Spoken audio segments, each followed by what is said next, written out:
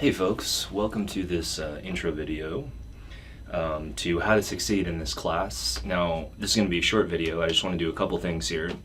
First, I want to say a few things about what brings you as an online student to an online class and how that relates to my teaching of the class.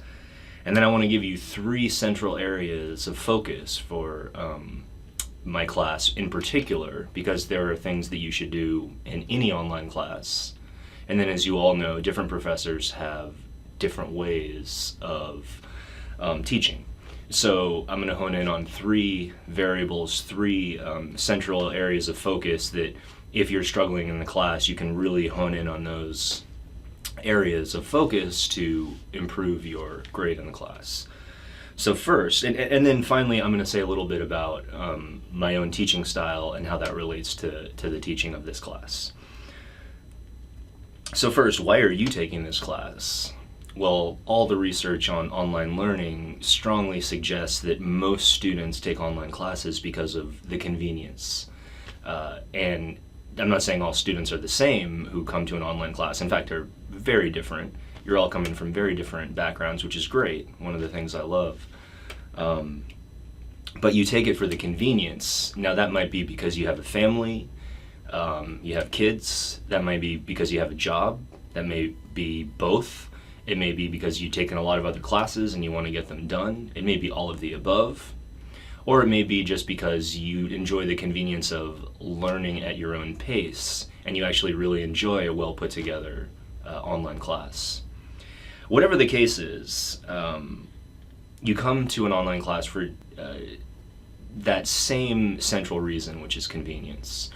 Now, one of the nice things, and this will be true in my class, is that allows you to have time windows. Instead of having to go to a classroom and sit down for an hour at a specific time and place to take an assessment, now you have windows of time. In my class, you get 5 full days, and within that period, you have to take each of the major assessments. You get 5 full days to take it. Discussion boards, as in many other classes, you have a week to contribute, although your responses to other students, your initial post has to be by Thursday. So anyways, I'm not going to go through all the details of my class, but the point is, an online class gives you more flexibility. And it's not just flexibility with your time and when you decide to do assignments, but it's flexibility with the sources you can use. So typically you do not have the entire internet at your disposal in a face-to-face class on an assessment or a test. In an online class, obviously you do. So the reason I'm telling you this is that because online learning is so great and I really support and love it, and that's why I'm doing this, it offers those great benefits. Just remember that there are also restrictions, right? There's a positive and a negative side to online learning. I mean, one of them obviously is that in a classroom you can get personal direct attention from the professor, and it's harder to do that in an online class. But the other thing is that you have to appreciate that there are trade-offs. If you're going to have that window of time to take the assessment, you have to appreciate restrictions on the test. So you can't have your cake and eat it too. That's an expression that means you can't have everything you want all the time. Sometimes you have to appreciate trade-offs and restrictions. And so even though you have that time window to take the assessment in, you'll have a shorter amount of time on the assessment than you would in a face-to-face class, because you have all those resources at your disposal, right? So what that means is that before you take the assessments in my class, you have to be really prepared and have studied and read. I'll talk more about that later. The same goes with the discussion boards. The discussion boards require a full understanding of the readings as well as analysis and clarity and grammatical. It has to be grammatically correct. So all of these are listed in the discussion guidelines in the first module. But my point is that please appreciate the trade-offs in an online class. You're going to have to put a little bit more back in to do well than you necessarily would have to do in a face-to-face class. Even though you have more convenience, some of the assignments are going to be different. So just appreciate that difference in the class. Now, in terms of how to succeed in my class in particular, I want to first mention that there are some great videos from my colleague Tracy Shalen, who is kind of the online guru here at our campus. And I linked to those videos and to many other resources that can help you if you're having general problems with online learning. And they are on the homepage of my class go down to the bottom, there's a link that says something like having trouble with online learning, and click on that link and it'll take you to the Southwestern page with all the other direct hands-on videos helping guide you through not just Canvas but online learning in general. So please check that out if you're having trouble with general online learning. Now, in terms of my specific class, let me just give you the 3 areas of focus that I promised at the beginning of the video. And the first thing I want to point out is that, as you'll see as we get into the material and content of the class, philosophy can be quite complicated. It's not always. Some people come to philosophy and they say, oh, I thought this was, some people see it a little more clearly. We all have different abilities in terms of what makes sense to us and what we learn best. But philosophy is more difficult for many people, and even for those to whom it comes easy, you still have to put a lot of time and effort and focus into the material. So what I'm telling you here is rule number 1, focus number 1 is do good, deep reading of the material, and that includes any outside readings and of the reader itself. You cannot just skim it. You cannot just skim it as though you would skim a tweet or even a New York Times article. Philosophy requires you to go into depth and to think hard about it. And as I mentioned before, sometimes they call this deep reading, meaning that you're really trying to seek and understand the meaning of what's being said rather than just kind of getting an overview from the reading. So my class requires deep reading. Now what that will mean is many of you, I'm sure, are already aware of how to highlight and underline. I recommend that. Everyone has their own different methods, so I'm not going to tell you one way versus another way. But I want to make a strong recommendation that I hope some of you will listen to here that has helped my students in the past. And that's that as you're reading each section of the reader, you notice that the reader is divided into sections within each chapter, as many books are. Each section is usually around 2 to 3 pages long. Every time you read a section, here's my advice. Either on your laptop or handwritten somewhere else near you, paraphrase or summarize. I'll talk about the difference between those two in a minute, but do one of those things based on what you just read, right? Because the process of kind of going through and reflecting upon what you read helps keep it in your mind so that you're prepared for the assessment. A lot of times students do poorly on an assessment. They come into my office to talk about it, and I ask them their reading strategy, and I find that most of the time, it's been very superficial. In other words, they haven't put a lot of in-depth effort into it. They haven't done a lot of annotating and paraphrasing and so forth. And I help them with that, and almost always they do better on the next assessment after they've listened to that bit. So that's what I'm here to tell you, is that before we get there, make sure you're doing deep reading where you're really paraphrasing or summarizing what you're reading so you have a deep understanding of what it is. If you're just going to go into the test, you haven't even read the chapter, and you're just going to try to leaf through it in that amount of time, it's probably not going to go very well. So I strongly recommend, to do well in this class, deep reading. Not only will it help you with the assessments, which measure understanding, but it will help you with the discussion boards, which often ask you to have a deep understanding of the material. And that brings me to my second point of focus. The second thing that you need to, in my opinion, to succeed in my class, you need to really have an understanding of is paraphrasing. Now, before I say anything else, I just want to point out that there is an example of paraphrasing at the end of the first chapter of the reader in the section labeled How Will You Be Graded in This Class. There's also a description of paraphrasing, a definition, and examples in the discussion criteria, which is in the first module of the class before the first discussion. So before I say anything else, paraphrasing is very much well defined for you in the class. But let me just now give you a more informal definition. And let me distinguish paraphrasing from summarizing. Summarizing just means you give the main points, right? You could have a 5-page article and a summary might just be 3 sentences. Like, this is basically what was being said, right? It's a basic overview. Summarizing is good. But when I'm asking for paraphrasing, I'm asking for a full analysis of what was said in your own words. So in other words, a paraphrase of like a 5-page thing is more likely going to be close to a half page or 1 page on its own. because a paraphrase is much more in depth. A paraphrase means that you've represented not just the main point, but all the supporting points as well. All the essence of the argument is represented.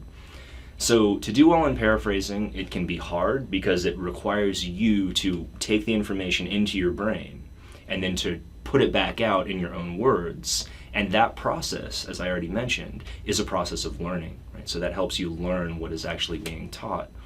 Now, not only do I require you to paraphrase the ideas in the readings, and that's why it's so important to do the deep reading, but I require you to paraphrase the thoughts and ideas of other students. And this is because, as we all know, just looked at Twitter or YouTube videos, nobody listens to each other, or most people don't listen. We don't have very constructive discussions online. And so we have an opportunity in this class to have real, deep, constructive discussions. And in order to do that, we have to make sure we listen to each other and that we've understood the other person. So that's part of the reason for the paraphrasing requirement. A lot of more justification is given in that folder. My point is that that is a huge part of the grade. Students, you will get C's and D's on discussions if you do not learn how to properly paraphrase. I'm just going to say that right out. Now, what I can do, and what I have done for many students in the past, because I'm not trying to trick you, you can send me your posts before you post them and say, Mr. Cuddy, is this an accurate paraphrase of this other person? Mr. Cuddy, is this an accurate paraphrase of this idea?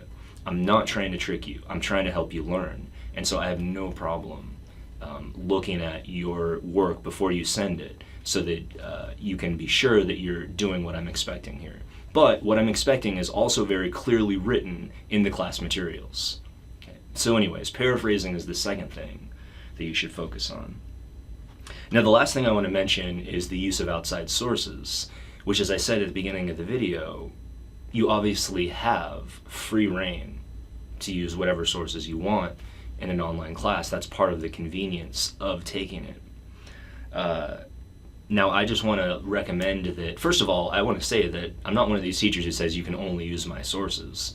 I actually encourage you to use some other outside sources. Now, in the rules for linking sources on discussion folder, I believe in the first or second module, I go through some of the sources that I recommend that you search for. And there are some YouTube videos that I would support. If you're in doubt, you can always ask me. But whatever sources you use, it's very important that you filter them through the terminology and the readings from this class first. So, in other words, all the things I said before about doing the readings, you should always do that first before you ever go to an outside source. So, in other words, let's say we're talking about a concept like moral relativism, which we'll talk about when we talk about the pre-Socratics. If you just go straight to Wikipedia or to some other site before you even have read the definition and the explanation of moral relativism in the reader for this class, if you just go straight to another site and you post, I'm going to see it, I'm going to recognize it, and you're not going to do well in discussions. What you should do, if you're going to use outside sources, is first show that you've understood what is in the reader. So for instance, you can say, okay, in the reader, Cuddy writes that, I'm the one who wrote the reader, so that's why I use my name. In the reader, Cuddy writes that relativism is blah, blah, blah, blah, blah, or you give your paraphrase of relativism from the reader. And then you say, I also found on this other website another understanding of relativism that is similar to Cuddy's, but also goes in this other direction. Right? That's perfectly fine, because you've already shown that you've wrestled with and understood the material in the class, and then you've added to your understanding with something on the outside. So in other words, if you're going to use outside sources, use them in conjunction with the material in the class to help you understand, not as a substitute for. Never ask me for a YouTube video that's going to help you understand everything or solve every problem. Yes, YouTube videos can help us fix the stove and even our computer, and they are great. But in terms of learning something deep and complicated like philosophy or psychology or sociology, no way. Right? You need a real expert, and you need time and a lot of experience and focus to really get a sense. You can't just watch a quick YouTube video for an explanation. But YouTube videos and others, as I said, are useful in conjunction with learning something else that you're already focusing on.